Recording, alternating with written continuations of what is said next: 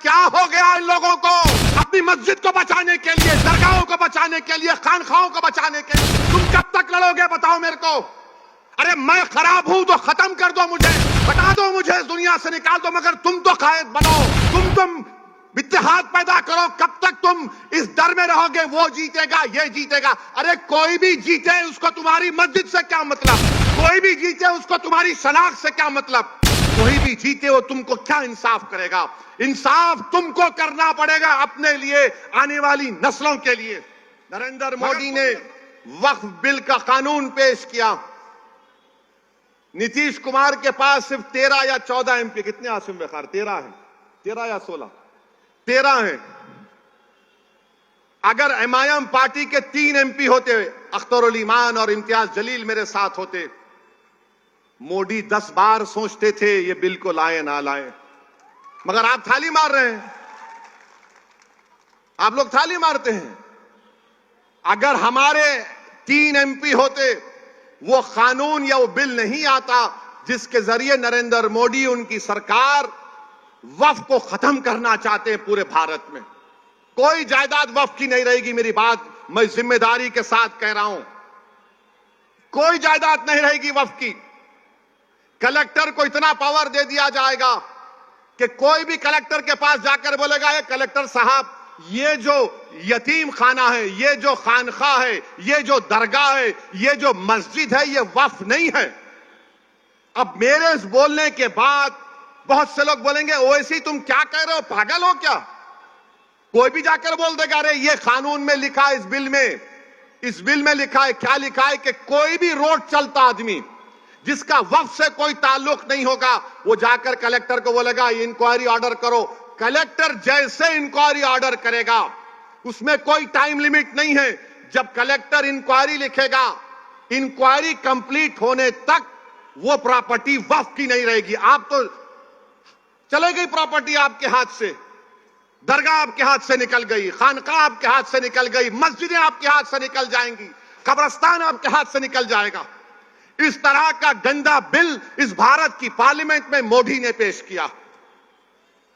और आपको मालूम वक्फ बाय यूजर, उसका मतलब यह है कि अगर कोई बरसों से किसी चीज को इस्तेमाल कर रहा है तो वक्फ बाय यूजर है। और यही प्रोविजन हिंदू धर्म में भी है। हिंदू धर्म की लॉ की मशहूर किताब बीके मुखर्जी, उसमें लिखते हैं बाय यूसेज ये मंदिर की बन जाती है। ओडिशा के एंडोमेंट में, आंध्रा, तेलंगाना के, तमिलनाडु के एंडोमेंट में यह वक्फ बाय यूजर का कॉन्सेप्ट है। मगर मोदी बोल रहे नहीं रहेगा, उसका नुकसान क्या होगा? मोदी बोल रहे हैं डॉक्यूमेंट लेकर आओ। अगर आपके इलाके में 200 साल पुरानी मस्जिद है, कहां डॉक्यूमेंट मिलेगा? कहां डॉक्यूमेंट मिलेगा? हाजी अली की दरगाह पर दावे पेश करते हैं, वो खैर वो ट्रस्ट में है, मगर वहां पर भी जाके बोलेंगे नहीं नहीं नहीं है। क्या करेंगे आप? मेरे भाई, इस तरह का बिल पेश किया, उस वक्त इतनी तकलीफ हुई कि मेरा रोंगटा पुकार पुकार कर कह रहा था कि क्या हो गया इन लोगों को जो 14.5 करोड़ है और 5 को नहीं जिता सकते।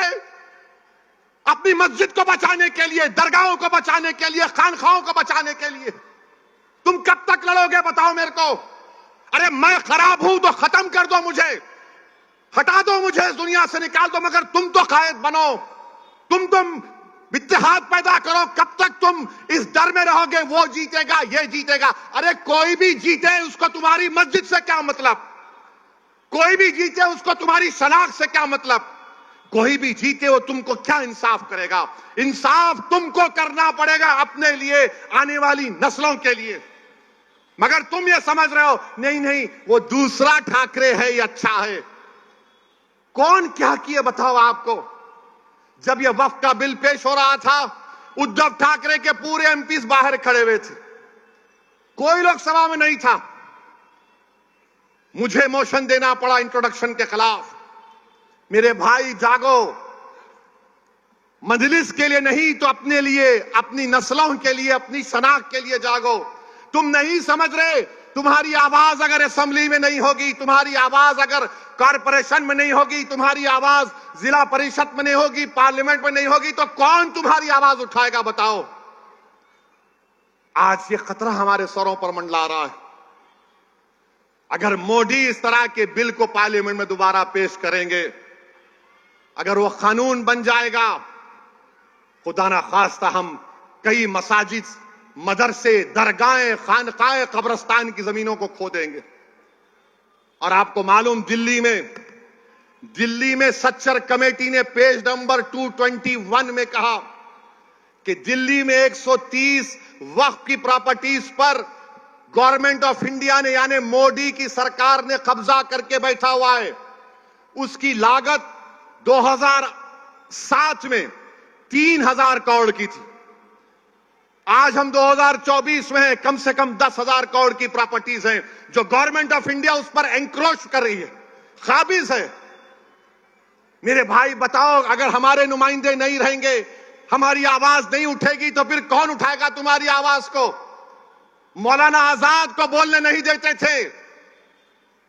तुम क्या, कौन सी खेत की मौली हो तुम?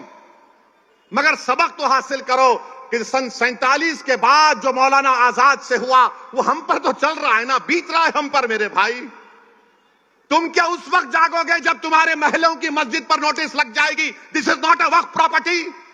तुम क्या उस वक्त उठोगे जब दरगाहों के सामने नोटिस लग जाएगी, this is not a Waqf property? तुम क्या उस वक्त उठोगे जब कब्रिस्तान में जाकर कह दिया जाएगा कि तेरे अब्बा की खबर पर तू शबे बारात के दिन आकर फूल नहीं चढ़ाएगा, ये वक्फ प्रॉपर्टी नहीं है? तुम उस वक्त रहोगे, तुम उस वक्त जागोगे जब कयामत का सूर फूंका जाएगा। ये वक्त है उठने का। 20 तारीख के दिन अपने सबूत दो, अपनी जिंदगी का, अपनी क़यादत को बनाओ, अपने नुमाइंदों को कामयाब करो। यकीनन हराओ मोदी को, यकीनन हराओ शिंदे को, बल्कि अगर ताकत है तो उखाड़ कर फेंको इन लोगों को। मगर याद रखो, याद रखो, याद रखो, सियासत में शहादत का कॉन्सेप्ट नहीं है। अल्लाह की राह में शहादत है तो जन्नत है, सियासत में जिंदा रहना है। तुम जिंदा रहोगे तो नेक अमाल करोगे, तुम जिंदा रहोगे तो काम करोगे। फैयाज भाई बहुत अच्छे हैं, हमेशा हम पुकारे तो आ जाते। कब तक आएंगे फैयाज? अगर फैयाज तुम्हारा आमदार बनेगा तो फैयाज ताकतवर नहीं, तुम ताकतवर होगे, तुम ताकतवर होगे। तो मेरे अजीज दोस्तों और बुजुर्गों, एक और मिसाल देकर बात को खत्म करता हूं। एक शख्स महाराष्ट्र में अल्लाह के रसूल सल्लल्लाहु अलैहि वसल्लम की शान में गुस्ताखी करने की कोशिश की। कोई रहमतुल आलमीन की शान में गुस्ताखी नहीं कर सकता, यह मेरा ईमान है। कोई नहीं कर सकता। जिसके लिए जमीन और आसमान बनाई गई, अरे तू कौन है जो रहमतुल आलमीन है? इसने अनाप शनाप बकी, कौन आवाज उठाए? उद्धव ठाकरे? कौन आवाज उठाए? शिंदे, अजीत पवार, कांग्रेस? इम्तियाज जलील ने आवाज उठाई। औरंगाबाद में इम्तियाज जलील ने कहा कि फुला तारीख तक अगर इस शख्स को गिरफ्तार नहीं किया जाएगा तो हम औरंगाबाद से गाड़ियों का जुलूस लेकर मुंबई तक जाएंगे। सबने समझा रही है ड्रामा है, सियासी ड्रामा है। बाज जुम्मनों ने कहा, बाज हमारे पास जुम्मन बहुत हो गए हमारे पास। ये जुम्मनों ने कहा पब्लिसिटी के लिए कर रहा, पुलिस घर में बिठा देगी उसको। बाज बड़े बड़े लोगों ने मुझे फोन किया, बोले ये क्या करने जा रहे हैं असद साहब, दंगा हो जाएगा। मैंने कहा मौलाना दंगा नहीं होगा। बोले कैसे गारंटी देंगे? मैं बोला गारंटी मेरी है, मोदी की नहीं है। हमने कहा एहतजाज होगा और एहतजाज हुआ, लोग जमा हुए। तो औरंगाबाद के पुलिस के आला अहदेदार इम्तियाज जलील के पास गए और बोले क्या कर रहे हैं? इम्तियाज ने मुझे फोन किया। मैंने कहा तुम पुलिस से बोलो, कमिश्नर को, अगर तुम मुझे थाने को जाने नहीं दोगे तो मैं ये पूरी गाड़ियां लेकर, क्योंकि उस दिन औरंगाबाद में अमित शाह देश के गृह मंत्री थे, बोले हम उनके पास चले जाएंगे। तो बोले नहीं नहीं नहीं, आप चले जाओ। 10,000 गाड़ियों के साथ काफिला निकला। जो लोग ये समझ रहे थे कि महाराष्ट्र का अल्पसंख्यक समाज का मुसलमान एहतजाज नहीं कर सकता पुरअमन, हमने उन सबको गलत साबित किया। मैं लाखों सलाम करता हूं आप लोगों को जो आप लोगों ने हिस्सा लेकर उस एहतजाज को कामयाब कर अपने तारीख रकम कर दी, अल्हम्दुलिल्लाह।